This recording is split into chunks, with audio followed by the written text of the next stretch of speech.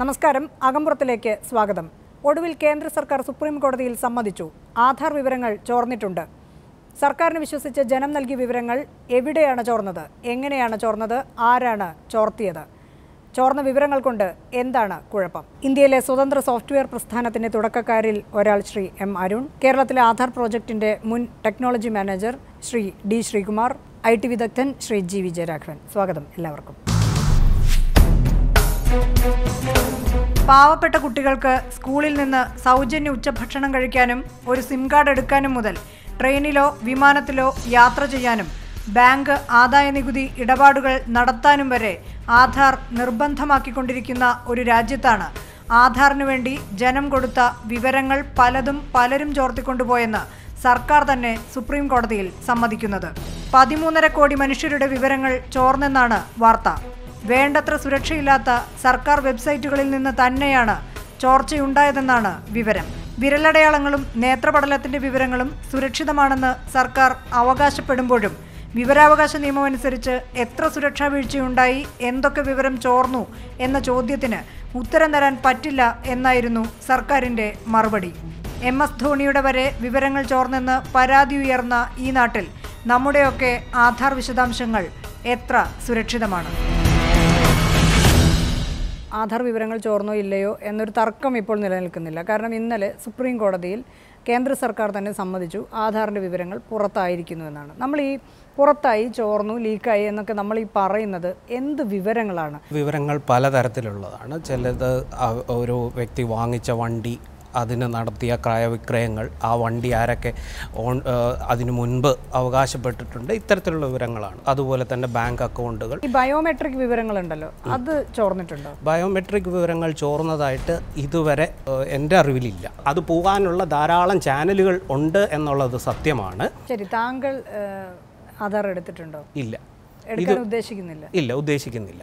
അതിൻ്റെ ഭാഗമായി ഉണ്ടാവുന്ന ചില നഷ്ടങ്ങളുണ്ടാവാം. ആ നഷ്ടങ്ങളെ ഇന്ത്യൻ പൗരനല്ല എന്ന് ഇവർ പറയുന്നത് വരെയും ആ നഷ്ടങ്ങൾ ഞാൻ സഹിക്കാം. തീർച്ചയായും. ശ്രീ വിജയരാഘവൻ, ഒരു സർക്കാർ, ആ സർക്കാരിന് വിശ്വസിച്ച് നമ്മൾ കൊടുക്കുന്ന പലതരം വിവരങ്ങളാണ്, വ്യക്തിഗതമായ വിവരങ്ങൾ. ഇത് ചോരാൻ പാടുമോ? ചോരാൻ പാടില്ല. രണ്ട് കാര്യങ്ങളിൽ. ഒന്ന്, ഈ അരുൺ പ്രൊജക്റ്റ് ചെയ്യേണ്ട ആളുകളങ്ങ് പേടിക്കും. നമ്മളിപ്പോൾ ചോർന്നെന്ന് പറഞ്ഞാൽ എവിടെ നിന്നാണെന്നുള്ളത് നോക്കുക. ഇത് അവരുടെ UIDയുടെ ഒറിജിനൽ ഡേറ്റാബേസ് നല്ല. അല്ല, അപ്പോൾ താങ്കൾ വിലയിരുത്തുന്നത് എങ്ങനെയാണ്? എവിടെ നിന്നാകാം ഇത് ചോർന്നത്? ഞാൻ ഒരു അക്ഷയ സെൻറ്റർ നടത്തുന്ന ഒരാൾ, ഞാൻ ഇതെല്ലാം അപ്ലോഡ് ചെയ്യണതിൻ്റെ കൂട്ടത്തിൽ തന്നെ ഞാൻ ഇതെല്ലാത്തിൻ്റെ ഒരു സെറ്റ് എൻ്റെ കയ്യിൽ വെക്കുന്നു. ചെയ്യുകയാണെങ്കിൽ there can be a leakage. Shri Sreekumar, അവിടെ എങ്ങനെയാണ് നിങ്ങളത് പ്രോസസ്സ് ചെയ്തുകൊണ്ടിരുന്നത്? കളക്ട് ചെയ്ത് കഴിഞ്ഞാൽ അറ്റ് ദ പോയിന്റ് ഓഫ് ആ ഡിവൈസിൽ നിന്ന് തന്നെ ഇത് എൻക്രിപ്റ്റഡ് ഡാറ്റയായിട്ടാണ് സോഫ്റ്റ്വെയർ അങ്ങോട്ട് എടുക്കുന്നത്.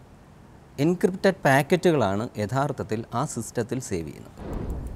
അതിൻ്റെ ഡീക്രിപ്ഷൻ കീ എന്ന് പറയുന്നത് UIDയുടെ സെൻട്രൽ സെർവറിലാണ് ഇരിക്കുന്നത്. ഒരു ദിവസം എൻറോൾമെൻറ്റ് കഴിഞ്ഞാൽ അല്ലെങ്കിൽ ഒരു പെർട്ടിക്കുലർ നമ്പർ ഓഫ് പാക്കറ്റ്സ് അവരുടെ സിസ്റ്റത്തിൽ, ലാപ്ടോപ്പിലോ എവിടെ ആയാലും ആയി കഴിഞ്ഞാൽ പിന്നീട് ഒരു എൻറോൾമെൻറ്റ് എടുക്കാൻ സാധിക്കില്ല. അടുത്ത ഒരെണ്ണം എടുക്കണമെങ്കിൽ ഈ ലാപ്ടോപ്പ് സെൻട്രൽ സെർവറുമായിട്ട് സിങ്ക്രണൈസ് ചെയ്യണം. സിങ്ക്രണൈസ് ചെയ്യുന്ന സമയത്ത് ഈ പാക്കറ്റ്സ് നമ്മളുടെ മെയിൻ സെർവറിലേക്ക്, സ്റ്റേജിങ് സെർവറിലേക്ക് അല്ലെങ്കിൽ ഒരു പെർട്ടിക്കുലർ സെർവറിലേക്ക് ഈ ഡാറ്റ ട്രാൻസ്ഫർ ആകുന്ന കൂട്ടത്തിൽ തന്നെ ഇവിടുന്ന് ഡാറ്റ ഡിലീറ്റ് ആകുകയും ചെയ്യും. വേണമെങ്കിൽ ഒരു ബാക്കപ്പ് എടുത്ത് വെക്കാം.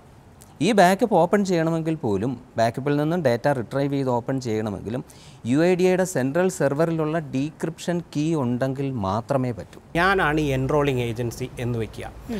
ഒരു വലിയ വിദ്യാഭ്യാസം ഇല്ലാത്തൊരു സാധാരണക്കാരൻ എൻ്റെ അടുത്ത് എൻറോൾ ചെയ്യാൻ വന്നു.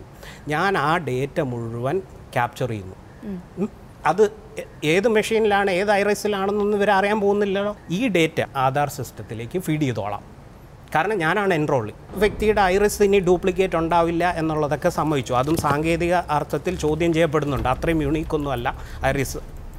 ഈ പറയുന്ന ബയോമെട്രിക് ഡേറ്റ അത് മാച്ച് ചെയ്യുക എന്ന് പറയുന്നത് കമ്പ്യൂട്ടേഷനലി വളരെ ഹെവിയാണ്. എന്തായാലും ഈ ഡേറ്റ എടുത്തുകൊണ്ട് എനിക്കൊരു ഫേക്ക് ഐഡൻറ്റിറ്റി ക്രിയേറ്റ് ചെയ്യാം. അങ്ങനെ ഇവിടുത്തെ കുറേ പാവങ്ങളുടെ ഫേക്ക് ഐഡൻറ്റിറ്റി ഇവിടെ ക്രിയേറ്റ് ചെയ്യപ്പെടുകയും അതിലൂടെയുള്ള മിസ്യൂസ്. ഇതും വീണ്ടും ഒരു സ്കെയറാണ്. ഈ ഫേക്ക് ഐഡന്റിറ്റി ക്രിയേറ്റ് ചെയ്ത് ഞാൻ ബാങ്കിൽ പോകുന്നു. അല്ലല്ല, ബാങ്കിൽ പോയിട്ട് ബാങ്ക് അക്കൗണ്ട് ഓപ്പൺ ചെയ്യാൻ നേരത്ത് അവരെന്തോ ഈ നമ്പർ മാത്രം പോരാ, എൻ്റെ ഫിംഗർ പ്രിന്റ് മറ്റേ വളരെ എളുപ്പമാണ്. ഫിംഗർ പ്രിന്റ് ആ ബാങ്ക് മാനേജർ എന്നോട് കൊളാബറേറ്റ് ചെയ്യാൻ തയ്യാറായാൽ അപ്പോൾ പിന്നെ എല്ലാവരും കള്ളന്മാരാണ്. ശ്രീ പിണറായി വിജയനോ മോഡിയോ എന്നെ ടാർഗറ്റ് ചെയ്യാൻ തീരുമാനിക്കുന്നു. അവർക്ക് ആധാറും വേണ്ട, ഒന്നും വേണ്ട. ഞാൻ ഇവിടെ നിന്ന് ഇറങ്ങി എങ്ങോട്ട് പോകണമെന്ന് കണ്ടുപിടിക്കാൻ അവർക്ക് ഈ ആധാറിൽ കൂടെ കണ്ടുപിടിക്കുന്നതിനേക്കാളും പാടാ. ഈ ഇൻഫർമേഷനുകളിലെല്ലാം എൻ്റെ ആധാർ എന്നുള്ള ID സർക്കാർ കമ്പൽസറി ആക്കിക്കൊണ്ടിരിക്കുക. എനിക്ക് ട്രെയിനിൽ പോകണം എന്നുണ്ടെങ്കിൽ ഇന്ന് ടിക്കറ്റ് എടുക്കണമെങ്കിൽ ആധാർ ഇല്ലാതെ പറ്റൂല എന്ന് പറയുന്ന അവസ്ഥയിലേക്കാണ് വരുന്നത്. ഫോൺ എടുക്കണം, ഫോൺ നമ്പർ വേണമെങ്കിൽ ആധാർ ഇല്ലാതെ പറ്റില്ല എന്നുള്ള രീതിയിൽ നിയമങ്ങൾ വരികയാണ്. അവിടെയാണ് അപകടം. അവിടെ എന്താണ് അപകടം? എൻ്റെ ഫോൺ നമ്പറും എൻ്റെ യാത്രകളും എൻ്റെ അക്കൗണ്ടും ഇതെല്ലാം കൂടെ കണക്ട് ചെയ്തുകൊണ്ട് എന്നെക്കുറിച്ച് ഉണ്ടാക്കുന്ന അറിവുകൾ അത് ഇവിടെ എന്ത് സംഭവിക്കുന്നു? അല്ല, ഞാൻ ചോദിക്കട്ടെ, അതൊരു നമ്മളിപ്പോൾ നിയമവിരുദ്ധമായി യാതൊരു കാര്യം ചെയ്യാതെ ജീവിക്കുന്ന ഒരാളാണെങ്കിൽ നമുക്ക് എന്താ പേടിക്കാനുണ്ട്? ഭരണകൂടം എൻ്റെ മുകളിൽ ഇങ്ങനെ ഒരു സർവൈലൻസ് ആവശ്യമുണ്ടോ അല്ല സാർ, ഇത് വളരെ മോശമായ ബ്രാൻഡിംഗ് ആണ്.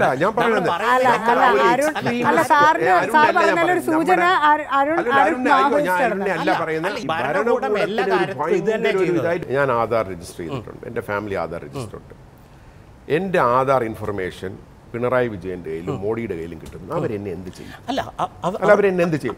പിണറായി വിജയന് എന്ത് ചെയ്യാൻ പറ്റുമെന്ന് പറയാം. അവർക്ക് ചെയ്യാൻ കഴിയുന്നത് നേരത്തെ ഭരണകൂടത്തിന് പിണറായി വിജയനും മോഡിയും എന്നെ എന്ത് ചെയ്യുമെന്ന് പറഞ്ഞാൽ മതി. ഉദാഹരണത്തിന് ഞാൻ രാഷ്ട്രീയപരമായി ഇവർക്കെതിരെ ഒരു പ്രവർത്തനം നീങ്ങുകയാണെങ്കിൽ ഞാൻ ട്രെയിനിൽ ഇവിടെ നിന്ന് ആരെ കാണാൻ പോകുന്നു? 2 സ്ഥലം ഹാക്ക് ചെയ്യണം. ഈ നമ്പർ വെച്ചിട്ട് റെയിൽവേ റിസർവേഷൻ സിസ്റ്റം ഹാക്ക് ചെയ്യണം. അത് തെറ്റിദ്ധാരണാജനകമാണ്. ഇത് എല്ലാം കമ്പൽസറി ആക്കുന്നത്. ഇത് ഒരു സ്വകാര്യ വ്യക്തി മോട്ടിച്ചുകൊണ്ട് പോകുന്ന പ്രശ്നത്തെക്കുറിച്ചാണ് നമ്മൾ ഇവിടെ പറയുന്നതെങ്കിൽ അത് തെറ്റാണ്. ഇത് സ്വകാര്യ വ്യക്തിക്ക് മോട്ടിക്കുന്നതിൻ്റെ പ്രശ്നത്തെക്കാൾ ഉപരി ഏറ്റവും വലിയ പ്രശ്നം ഒരു നിമിഷം, എക്സ്ട്രീമിസ്റ്റ് അല്ല. നമ്മുടെ ചരിത്രത്തിൽ സെക്കൻഡ് വേൾഡ് വാർ എന്ന് പറയുന്നത് അത്ര വിദൂരത്ത് നടന്ന ഒരു കാര്യമൊന്നുമല്ല. പിന്നെ ഈ കോൺസ്റ്റിറ്റ്യൂഷനിൽ ഇങ്ങനെ വന്ന മാറ്റങ്ങളുണ്ട്. അതൊക്കെ ഭരണകൂടം നമ്മുടെ മുകളിൽ അടിച്ചേൽപ്പിക്കാൻ ശ്രമിച്ച ചില സംവിധാനങ്ങളാണ്. ഇത് ഓപ്ഷണലായിട്ട് ഗവൺമെൻറ് തരുന്നില്ല. സുപ്രീം കോർട്ട് പറഞ്ഞതിന് ശേഷവും എൻ്റെ ഫിനാൻഷ്യൽ ഡേറ്റ, എൻ്റെ ടെലിഫോൺ അക്കൗണ്ട് എടുക്കണമെങ്കിൽ ആധാർ കമ്പൽസറി ആക്കാൻ പോവുകയാണ്. ഞാൻ ആരോടൊക്കെ സംസാരിക്കുന്നു.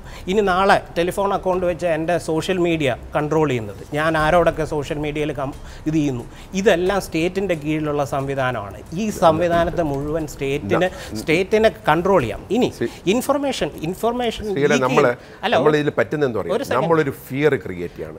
ഗവൺമെൻറ്റിൻ്റെ കയ്യിൽ എൻ്റെ ഡീറ്റെയിൽസ് വന്നതുകൊണ്ട് എൻ്റെ ഫിനാൻഷ്യൽ ഡീറ്റെയിൽസ് ഉണ്ട്. പക്ഷേ എൻ്റെ ഫിനാൻഷ്യൽ ഡീറ്റെയിൽസ് എൻ്റെ ബാങ്ക് അക്കൗണ്ട് ഓപ്പറേറ്റ് ചെയ്യാൻ ഞാൻ അവരെ അനുവദിക്കില്ല. എൻ്റെ വീടിൻ്റെ താക്കോൽ ഞാൻ അവർക്ക് കൊടുക്കില്ല. പക്ഷേ എൻ്റെ വീടിൻ്റെ അകത്ത് കയറാൻ അവർക്ക് അധികാരമുണ്ട്. If they think there is a criminal thing that I am doing. ഇപ്പോൾ ഈ ലീക്കായി എന്ന് പറയുന്നത് യഥാർത്ഥത്തിൽ ഇപ്പോൾ NREGSൻ്റെ ഡേറ്റ, NREGSൻ്റെ ഡേറ്റയിൽ ആധാർ നമ്പർ ഉണ്ട്. പക്ഷേ ആധാർ നമ്പർ മാത്രമേ ഉള്ളൂ ആധാർ ഡീറ്റെയിൽസിനകത്തുനിന്ന് വന്നിരിക്കുന്നത്. ബാക്കി ഫീൽഡ് ലെവൽ NREGS കളക്ട് ചെയ്ത ഡീറ്റെയിൽസ് ആണ്, അല്ലാതെ ആധാറിൻ്റെ ഡീറ്റെയിൽസ് അല്ല അവിടെ വന്നിരിക്കുന്നത്. അങ്ങനെ വരുന്നത് കൊണ്ട് എന്താണ് ഭീഷണി എന്നുള്ളത് നമുക്കറിയില്ല. എൻ്റെ ആധാർ നമ്പർ മാത്രം ശ്രീയിലേക്ക് കിട്ടുന്നു, എന്തു ചെയ്യാൻ പറ്റും?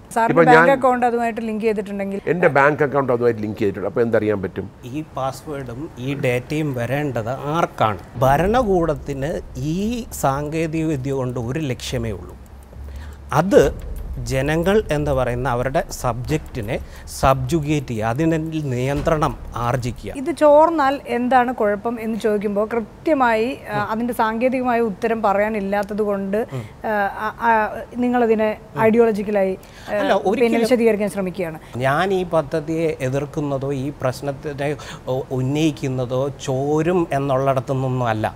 എന്തോ ചോർന്നു അപ്പോൾ ഒരു പേടി വന്നു. പക്ഷെ ഞാൻ പറയുന്നത് അതിനേക്കാളും വലിയ ഒരു അപകടമാണ് ഇതിന്റെ ഉള്ളിൽ. നിങ്ങൾ അങ്ങനെ പറയുമ്പോൾ ഉള്ള പ്രശ്നം ചോർന്നാൽ ഒരു പ്രശ്നവും ഇല്ല എന്ന് നിങ്ങൾ എല്ലാവരും സമ്മതിക്കുകയാണ്. അല്ല, ഈ ചോർന്നാൽ പ്രശ്നമുണ്ടോ എന്ന് ചോദിച്ചാൽ അതിന്റെ ഉത്തരം ഈ ചോർന്ന ഡേറ്റ ആരുടെ കയ്യിൽ കിട്ടുന്നു എന്നുള്ളതാണ്.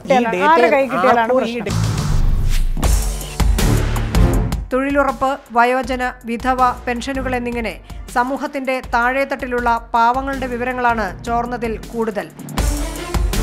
ജൻധൻ അക്കൗണ്ടുകൾ ബാങ്കിന്റെ സഹായത്തോടെ ഡിമോണിറ്റൈസേഷൻ കാലത്ത് കള്ളപ്പണം വെളുപ്പിക്കാൻ ഉപയോഗിച്ചു എന്ന വിവരം ഇതോടൊപ്പം ചേർത്തുവെച്ച് വായിക്കണം. ലീക്കായ ആധാറിൽ ഫോൺ നമ്പർ ചേർത്താൽ എൻറോൾമെന്റ് ഏജൻസിയുടെ സഹായത്തോടെ ലോണോ ക്രെഡിറ്റ് കാർഡോ സംഘടിപ്പിക്കാം. പെടുക യഥാർത്ഥ ആധാർ ഉടമയായിരിക്കും. ഡിജി ലോക്കർ വഴി നിങ്ങളുടെ ഏത് സർക്കാർ രേഖയും ഡൗൺലോഡ് ചെയ്യാം. വ്യാജ ഐഡന്റിറ്റി കാർഡുകൾ ഉണ്ടാക്കുന്നവരുടെ കയ്യിൽപ്പെട്ടാൽ തീവ്രവാദ പ്രവർത്തനങ്ങൾക്ക് വരെ നിങ്ങളുടെ ആധാർ നമ്പർ ഉപയോഗപ്പെടുത്താം. ഇങ്ങനെ കുറേ കാര്യങ്ങളാണ് പറയുന്നത്. ഇതിലൊക്കെ വല്ല വസ്തുതയുണ്ടോ? ഇതിലെ ഏറ്റവും വലിയ അപകടകാരി സ്റ്റേറ്റ് തന്നെയാണ്. നമ്മുടെ വിവരങ്ങൾ ആധാർ ഉള്ളതിന് മുമ്പും വേണമെങ്കിൽ ആർക്ക് വേണമെങ്കിലും ആവശ്യം. അതെ, പക്ഷെ അന്ന് പറ്റാത്ത ഒരു കാര്യം ഇന്ന് പറ്റും. ഇത് തമ്മിൽ ഈ ഇൻഫർമേഷനുകളെ തമ്മിൽ ബന്ധിപ്പിക്കാനുള്ള ഒരു സൗകര്യം ഇപ്പോൾ ഉണ്ട്. അതാണ് ഇതിൻ്റെ ഏറ്റവും വലിയ അപകടം. നാളെ ഒരാളും സംഘടിക്കരുത്. ആരെങ്കിലും സംഘടിക്കാൻ ശ്രമിച്ചാൽ അപ്പോഴേ എനിക്ക് വിവരം കിട്ടണം. എനിക്ക് സംശയമുള്ളവരെ അവൻ്റെ എല്ലാ പാത്വേസും ഞാൻ മോണിറ്റർ ചെയ്യും. ഈ മോണിറ്ററിങ്